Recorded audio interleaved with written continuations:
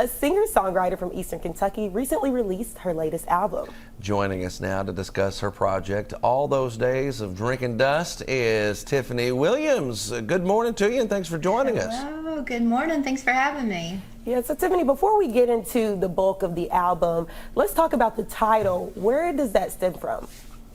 Well, it's actually, it's the title comes from a track. It's the first track on the album. It's called All Those Days of Drinking Dust, and that comes from a line in the chorus of that song. The chorus goes, all those days of grubbing on his hands and knees, all those days of drinking dust. That's the first two lines of the chorus.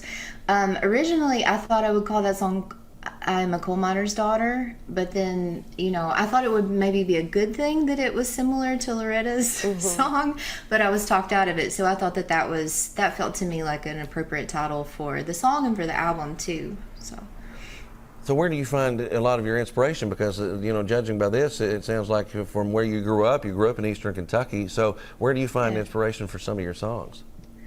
All over the place. Sometimes I'll get words and phrases dropped. Sometimes it's experiences that I'm having or that people I know are having. And for a couple of songs on this album and then, previous EPs, it's like, I think it was finally moving, because I'm in Nashville now, so I think it was moving away from home and being able to have some perspective.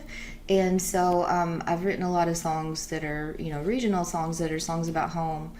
And the title track, actually, the inspiration from that came from having to, self-promote and everything with the records that were out and feeling like guilty for always, like the fun hook at the beginning of my bio is I'm a coal miner's daughter, granddaughter, great-granddaughter, and, you want to get people's attention with something interesting, but I got to the point where I felt really guilty that I was using it when my dad was working so hard, and I knew how it affected him, physically, just to do that hard labor, and then I got to kind of tout it everywhere. So that song in particular came from the guilt that I felt from that. Right, and I've listened to some of your music, and you really, truly are a storyteller. We just showed on screen that you had a collaboration with Silas House. So tell us a little bit about that.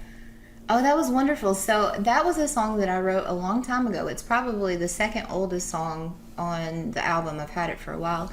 But he's the only person I've ever sung that song with. When I had a publisher at the time in Nashville, and I wanted to do a work tape. So that's like before the demo, there's the work tape. It's just kind of rough just to get the idea.